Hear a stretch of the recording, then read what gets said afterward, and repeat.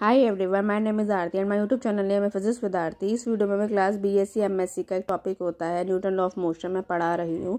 If you like this video, if you like my work, then please subscribe my YouTube channel which name physics with Aarti. Newton law of motion, जो sir Newton थे उन्होंने give 3 law of motion दिए थे which are also known as law of mechanics, जिसे हम law of mechanics के नाम से भी जानते हैं। पहला है हमारा law of inertia. Law of inertia क्या होता है? According to it, a body continue in its state of rest और uniform motion unless not acted any external force on it. कोई भी बॉडी कंटिन्यू रहेगी अपने स्टेट ऑफ रेस्ट में और यूनिफॉर्म मोशन में जब तक कि उस पर कोई बाह्य बल ना लगा दिया जाए। The property of the body होती है that can not change its state of rest और uniform motion is called inertia. ये जो प्रॉपर्टी होती है कि स्टेट ऑफ रेस्ट उसके चेंज नहीं होता, यूनिफॉर्म मोशन चेंज नहीं होता है, इसी प्रॉपर्टी को हम इनर्शिया कहते हैं। Every body has a property of inertia. प्रत्येक बॉडी की प्रॉपर्टी होती है इनर्शिया की, और this inertia is different for different body. ये इनर्शिया डिफरेंट होता है फॉर डिफरेंट बॉडी का। वो कैसे, वो देखिए अभी। क्योंकि for translation motion inertia is known as mass of the body. क्योंकि ट्रांसलेशन मोशन के लिए हम इनर्शिया किसे कहते हैं? मास ऑफ द बॉडी को, और हम इसे डिनोटेड करते हैं स्मॉल एम से। Small m means mass. क्योंकि मास हर एक बॉडी का अलग अलग होता है, इसलिए इनर्शिया भी हर एक बॉडी का अलग होगा, और इसलिए मैंने लिख रखा है कि inertia is different for different bodies. If v is the velocity of a body of mass m, then momentum is given by, यदि v किसी वेलोसिटी है बॉडी की और उसका मास स्मॉल m है तो मोमेंटम होगा कि p is equals to mv, और f इज इक्वल्स टू क्या होता है? d/dt। mv डिफ्रेंशिएट करेंगे, m कांस्टेंट होता है तो m को हमने बाहर निकाल दो, dv/dt किया तो a आ गया। क्यों? क्योंकि a क्या होता है? एक्सीलरेशन, और एक्सीलरेशन किसके बराबर होता है? dv/dt के, जो कि मैंने स्मॉल ब्रैकेट में लिख भी रखा है। Since mass of a body is constant during the motion, क्योंकि mass of a body constant होता है ड्यूरिंग द मोशन के लिए। Hence force is equals to mass into acceleration. तो फोर्स का फॉर्मूला क्या निकल के आया? मास इनटू एक्सीलरेशन, और this is the fundamental law of classical mechanics. यही फंडामेंटल लॉ है क्लासिकल मैकेनिक्स का। वी कैन सी दैट, हम देख सकते हैं, the first law is the special case of second law. ये फर्स्ट लॉ स्पेशल केस है सेकंड लॉ का, क्योंकि इसमें जो हमने F is equals to dp/dt किया है यही सेकंड लॉ है। दैट इज वाई हम इसमें ये कह रहे हैं कि first law is the special case of second law.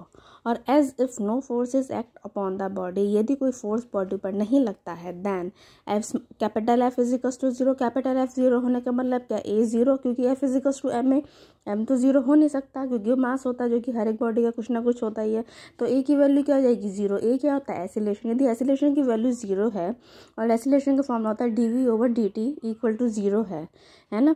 Acceleration 0 का मतलब dv/dt इज इक्वल्स टू 0 है। इसका मतलब क्या? v हमारा कांस्टेंट है। That is state of motion और rest will continue if there is no force acted. कि स्टेट ऑफ मोशन और रेस्ट कंटिन्यू रहेंगे यदि उस पर कोई बाह्य बल ना लगे या कोई फोर्स ना लगे। सेकंड लॉ होता है law of force. According to it the time rate of change of momentum is proportional to the applied force. जो time rate of change of momentum का होता है उसे को हम कहते हैं applied force. F is equals to dp/dt। p momentum, t time, f force, d/dt मतलब the rate of change.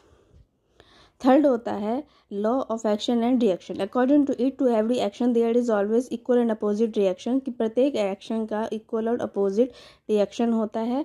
But action and reaction force act on different body, लेकिन कंडीशन क्या होनी चाहिए कि दोनों अलग अलग बॉडी पे लगने चाहिए। इट मीन्स दैट, इसका मतलब यह है कि if one and two bodies are interacting mutually, दो बॉडी एक दूसरे से इंटरेक्ट होते हैं म्यूचुअली से, then F12 is equals to minus के F21। ठीक, क्योंकि हमने कहा है अपोजिट डायरेक्शन, इसलिए हमने माइनस का यूज़ किया है। That is force on F12 क्या बताता है? Force on first body due to second equal to minus के F21 क्या बताता है? Force on second body due to first. But we know that F is equals to m a की value रख दी dv/dt।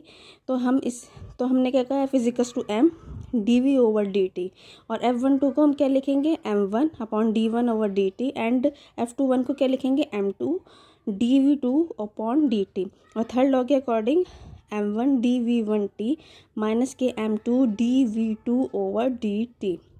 क्यों? क्योंकि हमने ये F12 की वैल्यू और F21 की वैल्यू किस में रख दी? जो हमने ऊपर लिख रखा है कि F12 माइनस के F21, तो ये दोनों हमने इसमें वैल्यू रख दी।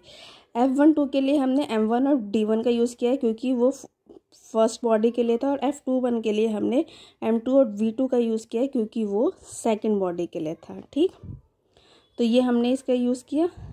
अब इफ़, क्योंकि A1 की वैल्यू होती है d1/dt और A2 की वैल्यू होती है dv2/dt, denote the magnitude of acceleration.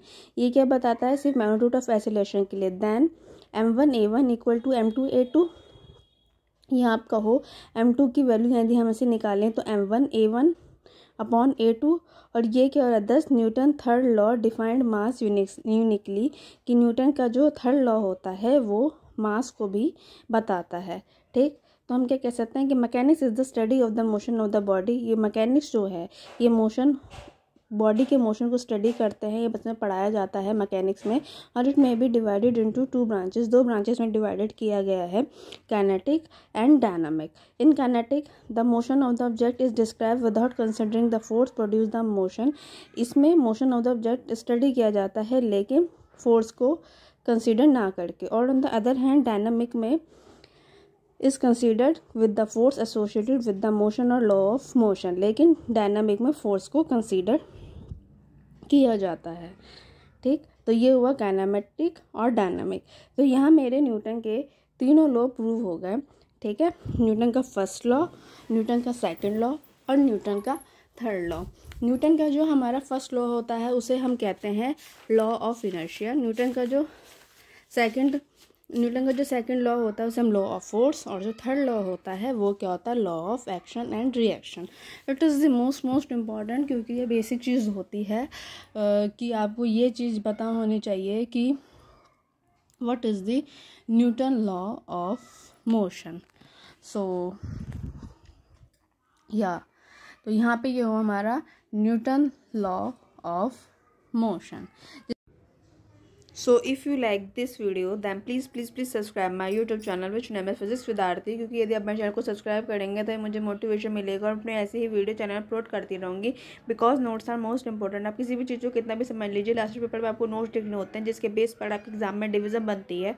So for examination purpose notes are most important.